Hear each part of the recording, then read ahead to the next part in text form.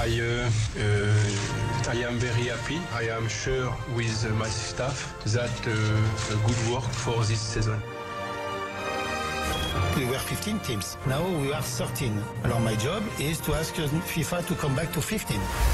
Was my English was good? Jusqu'à minuit, c'est l'after-foot. Gilbert Brébois. Ils sont là jusqu'à minuit, Jérôme Rotten, Daniel Riolo, Damien Périnel, ex-joueur des New York Red Bulls, donc désormais, mais aussi de Clermont et de Boulogne, entre autres. T'as fait quoi d'autre comme club d'ailleurs? T'as fait tout au club en France. Clermont, Boulogne, c'est pas mal comme Attends, la comme suite. ville. Attends la suite. Créteil. À Créteil, ça va. Ah, mais Créteil, c'est pas loin de Paris, allez, on va dire. Bon. Et Pierre-Adrien avec nous, écrivain, auditeur régulier de l'After, qui est là et qu'on remercie d'être venu. Alors, la Fédé, les gars, pourquoi je vais vous en parler. J'ai montré ce papier à Manu Petit, ça l'a tellement énervé qu'il me l'a tout froissé. Alors, oui, Manu, c'est vrai, en plus, c'est la vérité. Manu là-dessus, je te promets, avec ça, il rigole pas. Il l'a mis en boule, Ah non, il rigole pas. Pas la blague. Le Gret, la Fédé, là, lui, ça rend dingue. Bon. Il devient rouge et il là, a c'est raison. fini. Moi, je l'écoute quand il devient dingue là-dessus, je suis d'accord avec lui. Donc, Le Monde a eu accès à un rapport de la Cour des comptes qui s'étonne des conditions de rémunération très favorables à la Fédé et d'un fort penchant pour les avions privés. Donc, alors, le dossier avion privé. En fait, sur l'année 2015, il y a eu 27 vols en avion privé pour Noël Le Graët. À titre de comparaison, c'est une augmentation, une multiplication par 35 par rapport à 2011. Donc, On va voilà. savoir où il va avec. Mais il représente le foot français, mine de rien, Multiplication par à l'UEFA. Voilà. Alors, par ailleurs, les rémunérations. En fait, il y a eu une vague de licenciements à la Fédé ces dernières années. Et à chaque fois, il y a eu des indemnités de départ très importantes. 8 salariés ont touché plus de 300 000 euros d'indemnités de rupture entre 2011 et 2015. Ah oui, c'est des mecs qui viraient pour dissimuler. Marino Faccioli, vous vous souvenez, Marino Faccioli, l'ex numéro 2 de l'Olympique Lyonnais, avait été embauché à la Fédé comme directeur administratif de l'équipe de France. Il a touché, selon le rapport de la Cour des comptes, 600 000 euros d'indemnité lors de son départ de la Fédé. Il est resté juste 2 ans. Hein, donc, voilà. Et alors, il y a mieux. Il y a un ex-directeur général qui, lui, est resté 4 mois. Et 4 mois plus tard, il est parti en prenant 260 000 euros d'indemnité. Donc... voilà, qui, lui il s'appelle Alain Resplandy-Bernard, ex-directeur général de la Fédé.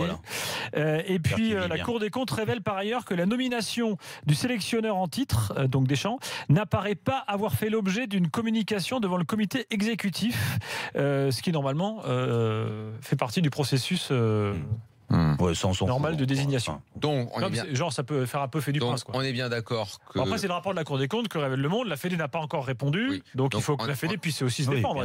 On est bien d'accord que si ça touche un homme politique, il est viré sur le champ.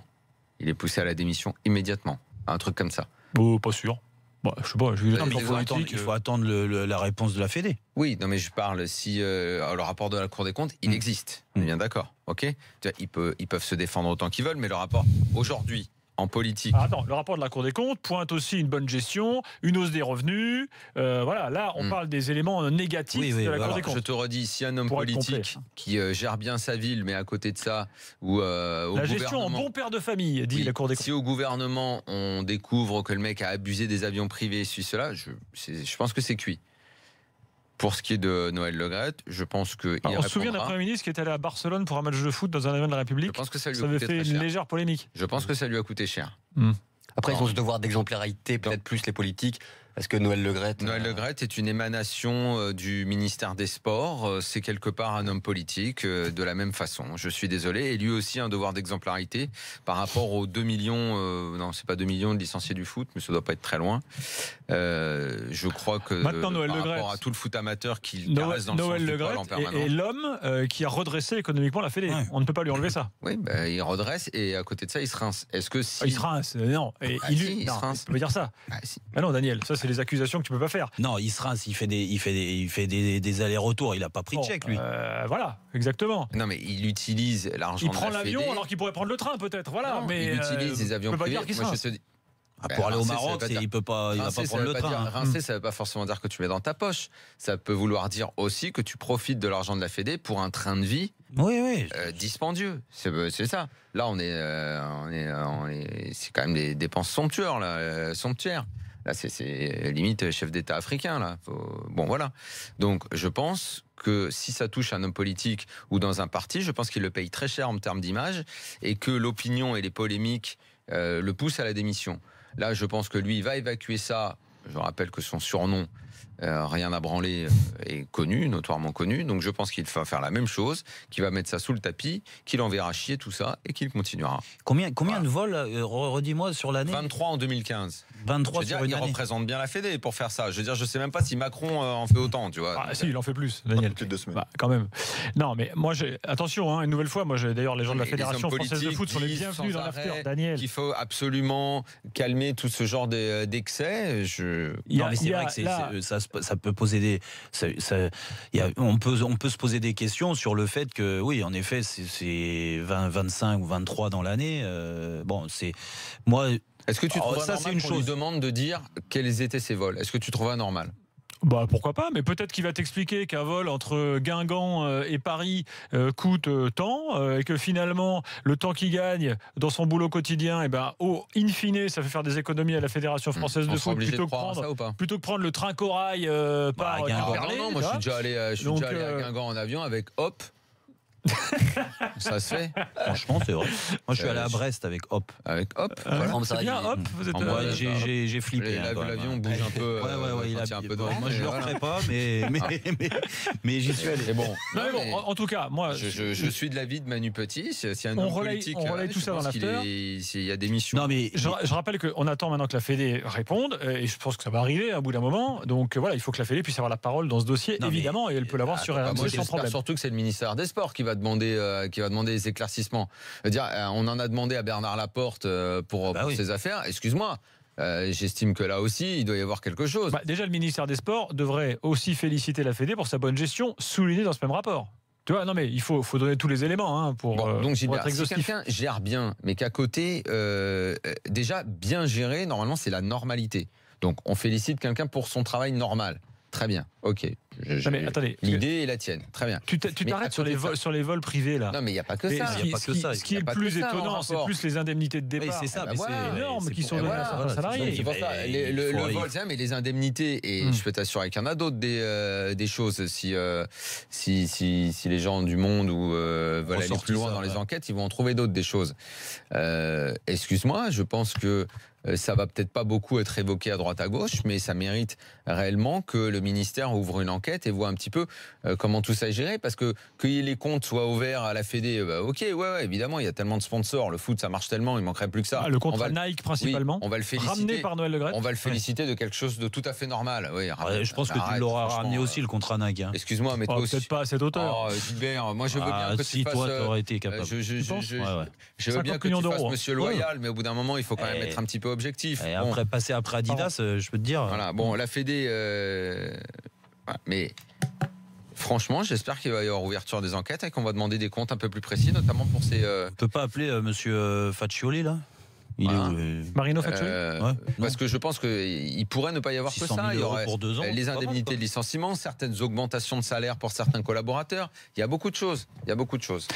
Oui, alors il faut juste rappeler que la Fédération française de foot n'est pas une entreprise privée. Ce se passerait dans une entreprise privée. Après tout, voilà, c'est exactement. Après, ils font ce qu'ils veulent. Gestion propre. Là, il y a émanation de services publics. Voilà. Parlons MLS. Faut qu'on profite de la présence de Daniel, parce qu'à chaque fois que tu viens, on fait un petit point. Donc, tu nous as déjà raconté le fonctionnement des New York Red Bull, les top players, les joueurs un peu moins considérés parfois. Là, on a un championnat qui continue, d'ailleurs qui a repris, qui est sur une année civile lui. Donc, ça a repris début mars. Voilà. Le vainqueur en titre, c'est Toronto, avec des Français d'ailleurs, notamment avec, Benoît Chirou. Benoît Chirou, c'est tout. Qui a arrêté sa carrière là-dessus d'ailleurs. Qui est dans le staff, non qui a pris en charge l'académie. Ah non, maintenant il y a Mavinga. Avec Chris Mavinga aussi. Mavinga. Exactement. Ancien taxi du Havre. Rappelez-vous. Qui est là-bas. Mavinga joue à Toronto. Bon, est-ce que ça se développe voilà, fais-nous un petit point d'étape là. Qu'est-ce que ils t'en ont penses, Mavinga. Mais ils ont Zlatan, je vous signale. Ils ont Zlatan depuis quelques jours. Sur un genou. Le truc, c'est que si on compare avec notre Ligue 1, il y a plus de monde dans les stades.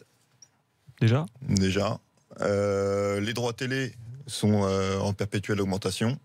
T'as un chiffre, tu sais à peu près combien c'est sur les derniers, c'était 75 millions d'euros à l'année. Ah voilà, c'est très très faible. C'est faible, mais en sachant que là, ils ont refusé une offre 4 fois supérieure, mais cette offre 4 fois supérieure impliquait une ligue ouverte. Ah, et ça, les Américains, ils veulent pas. Exactement, accession et descente. Et donc là, forcément, les propriétaires de clubs ont tiqué un peu. Oui. Mais je crois qu'il va y avoir une renégociation là dans 2 ans. Et à coup sûr, ça va être x4, x5. C'est quand même une ligue qui est super jeune, qui a, je crois qu'elle a 22 ans maintenant, cette ligue. Et en 22 ans, ils ont quand même fait beaucoup de progrès. Voilà. Donc ça va devenir de plus en plus attractif. Et toi, en peu d'années que tu as passé là-bas, entre quand tu arrives et quand tu pars, tu vois que ça intéresse plus les gens? Tu sens qu'il y a un mouvement ou... Déjà, il y a le fait qu'il y ait des nouvelles franchises, qu'il y ait une demande de la part des Américains, à travers tout le territoire d'ailleurs. Et c'est là où ils sont malins. Ils mettent pas des clubs que sur les côtes où forcément il fait bon vivre. Ils n'hésitent pas à aller dans le cœur des États-Unis où il y a un potentiel public, où c'est délaissé par la NBA, parfois par le baseball également. Et c'est là qu'ils trouvent une source de revenus.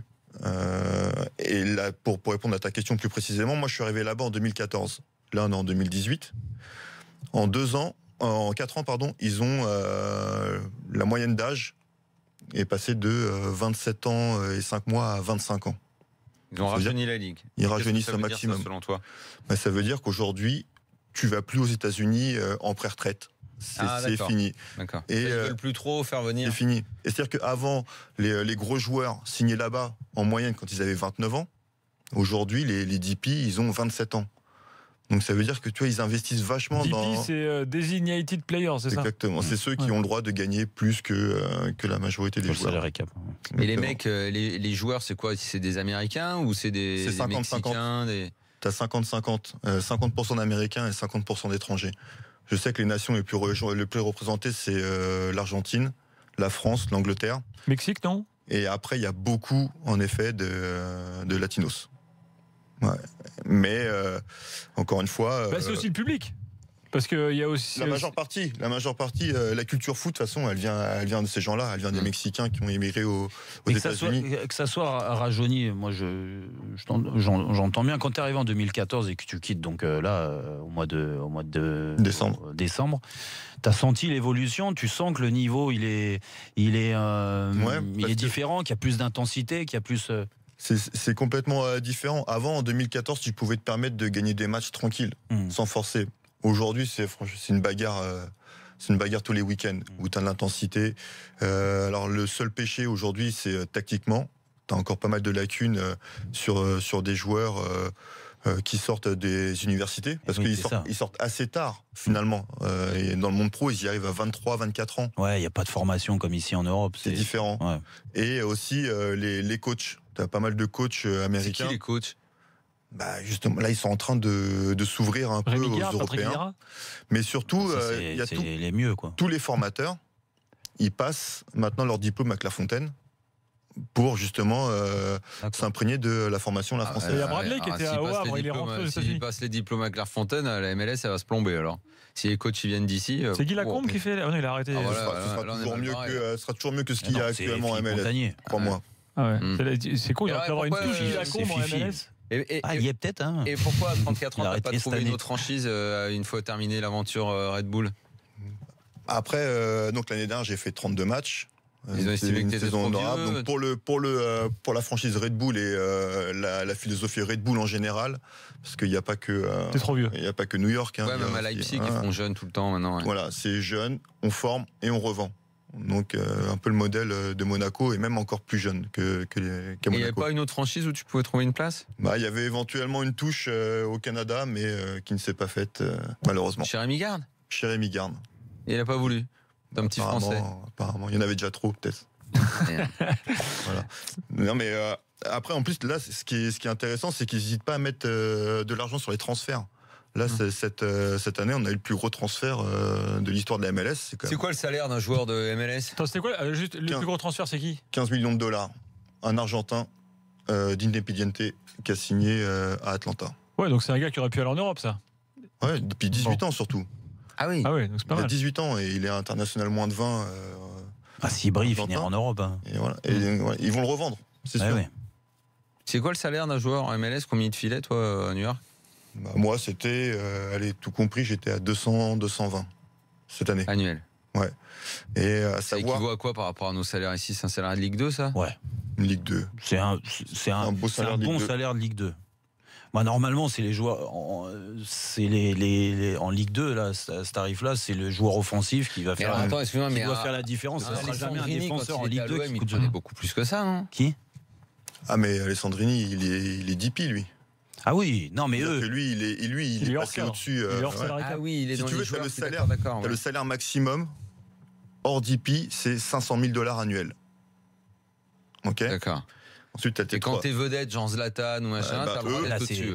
Non, mais Zlatan n'est Au-dessus. pas venu pour. Zlatan, il prend, je le sais. Oui, parce que on l'a 200 000, dit. c'est un pourboire pour lui. Combien Zlatan, vas-y Zlatan, il prend 1,5 million sur l'année.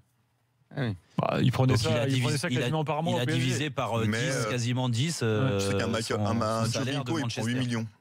Jovinko, il prend 8 millions l'année. Ouais. Lui, c'est toujours la vedette de la MLS. Là. Maintenant, Zlatan, Ouais. après David Villa, toujours. Ah oui, oui. Mais t'as beaucoup de jeunes Américains qui vont éclore, c'est sûr. Tu vois, un Pulisic à Alors, Dortmund, là, il y a quand même un truc. il y en c'est a que- 2-3 en MLS. D'accord. Ah oui. Il y a quand même un truc, Sûr. c'est que les Américains, ils sont pas capables d'aller au mondial quand même, malgré la MLS. Justement. Alors que ça, c'est alors qu'ils y étaient. tout le temps. Mais alors c'est la honte, ouais. la honte du pays là-bas. D'ailleurs, il y a eu beaucoup de pots cassés. La fédération, tout le monde a viré. Klinsmann dégagé. Ils rigolent pas, les mecs. Bruce Arena dégagé. Maintenant, ils sont repartis sur un cycle comme la MLS avec des jeunes. Nous, on en a un qui a 18 ans, qui aujourd'hui est en sélection américaine. Et puis, ça va être comme ça maintenant. Ils vont préparer l'avenir. Vous avez vu qu'ils ont pris Timothy Weah, le fils de Oui, George Weah, la la sélection américaine. Ouais. Bah, il est jeune. Hein. Et le petit Argentin dont tu parlais, là, il va à Atlanta parce que l'entraîneur, c'est Martino. C'est Martino. C'est ça. Après, je sais pas s'il va là-bas pour ces raisons-là. Mais Non, mais est-ce que c'est le coach le plus connu? Il y a des coachs plus connus il y a que lui. Patrick Vieira. Ouais. Il y a Vieira connu. Après, il y a moins connu. Il y a Greg Vanek qui a joué à Bastia, mais qui est pas trop connu. Ah oui, qui est là-bas, ouais, d'accord. Ouais. Bob Non, mais Bradley. Greg Vanet, il est coach. Ouais, bah, Maintenant, ça qui fait c'est- 2-3 ans. Ouais, qui était Ah ouais, latéral à Bastia, bah, lui. C'est ça. Ça, ouais. À l'époque. Bradley, qui était au Havre, qui est parti là. Oui, Bradley, il est retourné aux États-Unis. Ah, c'est pour ça Ah, qu'il a d'accord. fait Il le Havre. entraîne qui? Los Angeles FC, le deuxième club Non, qui vient d'ouvrir. Deuxième, pas les Galaxies donc. Non, un deuxième club. Mais non, pour moi, c'est une ligue qui est en plein essor. Et ils font pas n'importe quoi. Étant donné que c'est une ligue fermée, pas de montée, pas de descente, ça veut dire que là-bas, tu as un investisseur qui met de l'argent. Pour ouvrir une franchise, c'est $150 millions quand même. Combien? 150 millions. Quand même. Voilà. Putain, Jérôme, on peut pas s'acheter un Et, club. On est obligé de se mettre à deux. et je peux te dire qu'il y a du monde au portillon. Il y a du monde au portillon. Alors, ouais ce qui est Pour les génial Il y dans a le des système mecs avec du américain, blé qui sont prêts à acheter des franchises. Bah déjà, c'est t'as Miami incroyable. qui arrive là. Miami, ils veulent monter. Miami, un c'est gros un truc. bel endroit. Hein, Et c'est pour pas faire fini. Je pense qu'ils Moi, si tu vont me trouves encore. un taf là-bas, je veux bien aller. Écoute, Ils vont encore en ouvrir d'autres. si je me franchises. lance entraîneur, je vais là-bas. tiens, et alors ce qui est Je génial pense. dans le système américain, Ah, c'est que bon tous les poste, salaires quand sont même publics. pas. Ah, tu me prends pas adjoint, je veux pas être. non. Et si vous allez, je veux pas de toi, si vous côté allez de sur moi, le ça va site de pas, la quoi. MLS, donc là, tu as mlsplayers.org, tu as tous les salaires. Donc là, j'ai tout, là. On m'a envoyé ça, un petit lien. Aurélien Collin, $450 000 à l'année. C'est sûr, Aurélien Collin. Bon, Aurélien Collin, il a joué en France, lui. C'est pas celui qui est Colin. Non, c'est pas Xavier Collin. Non, c'est pas Aurélien Il Collin. était pas chez Findus avant lui C'est nul. Voilà, bah, il y a tous les salaires, voilà, tout est public. Donc, Après ça, donc les salaires, là, c'est hors prime. en faut plus, c'est hors préciser. prime. Ah, Bon. t'avais des primes? Ouais. Ah, ça va. Ah, et c'est combien les primes de match là-bas? Ah non, c'est. Tu fais même pas une soirée Ah oui. au Pacha Loucienne, là. Même pas. Ah ouais, rien. Ah, même pas. Tu vas même pas au Pacha? Ah, même pas au Pacha Loucienne. Putain, le Pacha, qu'est-ce qu'on a pu y aller quand Tu sais ce qu'on faisait au Pacha? T'es traîné là-bas, toi. Mais Ça, écoute, c'est totalement moi, pour je vais toi, te dire, l'endroit. Il y avait une Porsche à l'époque, là-bas, là. Il y a toujours garé devant. Il devait aller faire le beau là-bas. c'était celle mon de Dieu. Pedro Paoletta pour moi. Moi, Tiens, j'arrivais il allait au peut-être juste Pacha derrière. Loucienne. Quoi? Mais écoute, on a fait des soirées là-bas. C'est les plus belles soirées, elles sont là-bas. Écoute, je te jure, on finissait les matchs.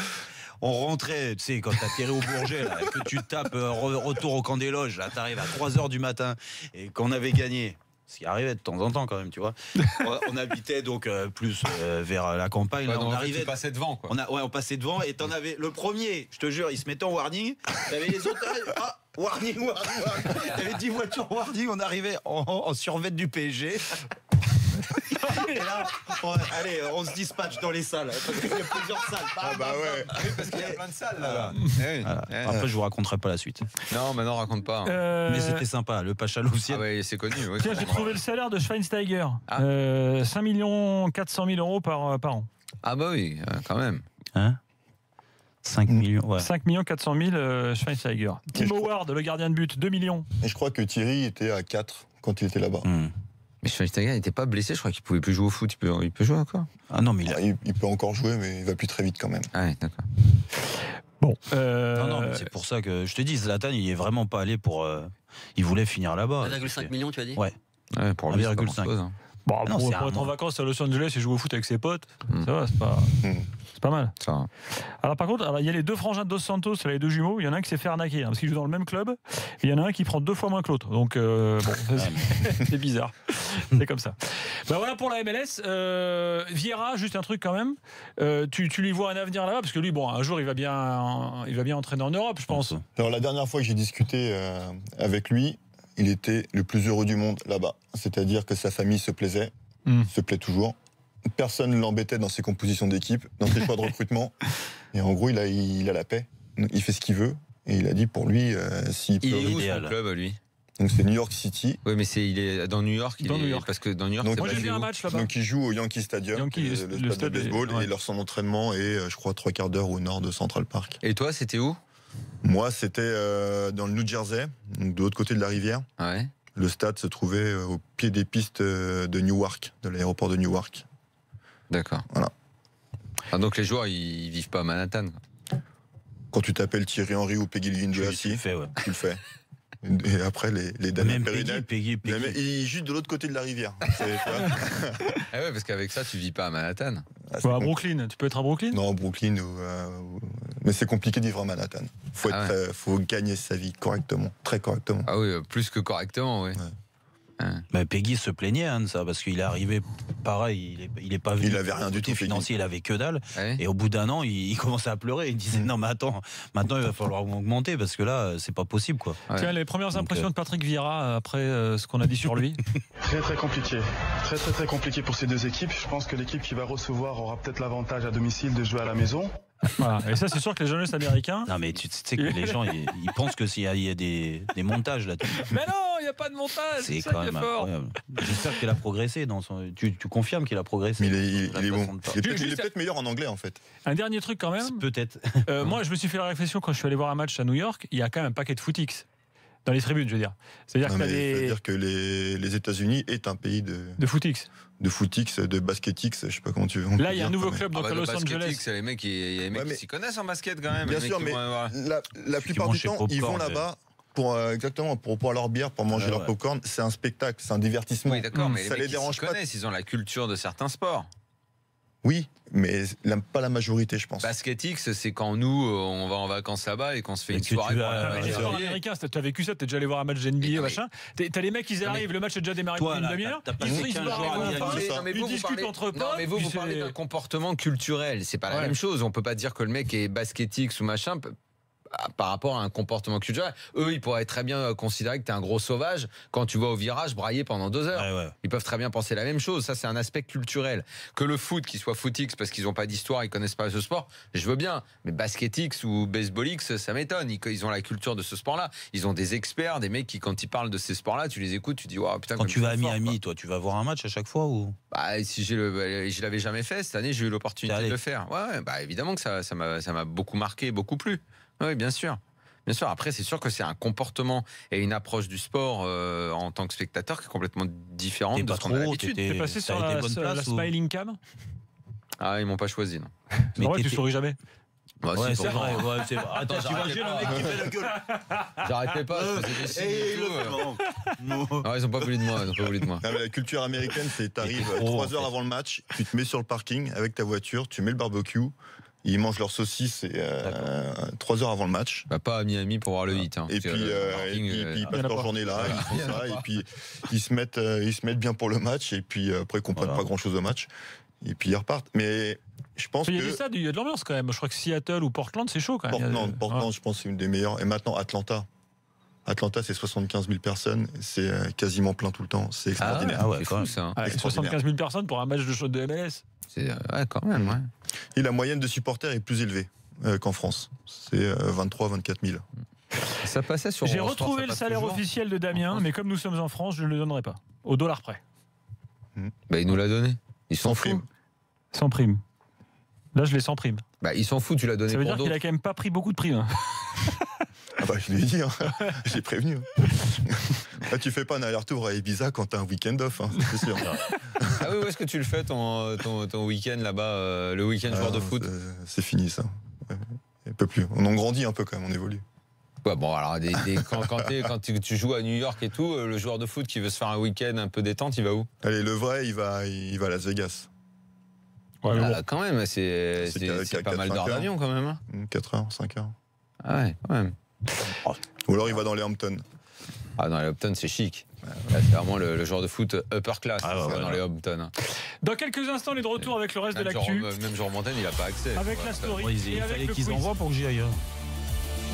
À ton époque, c'était le Qatar pour la retraite. Non, moi j'ai eu des propositions. L'année quand je suis parti à Bastia, j'ai eu des offres, mais j'étais bien encore. Dallas et Bastia, tu t'es dit, je peux une franchise dans le Wisconsin. Franchement, il y a des clubs. On m'avait parlé de Salt Lake City au d'un moment. J'avais dit, voilà, mais jamais de la vie. Ça va pas. Moi, c'est Miami, Los Angeles, New York, basta. Non, mais attends, c'est normal. T'es un bon solide, t'as joué à 3 et à Caen, t'aurais pu aller à Salt Lake City, excuse-moi.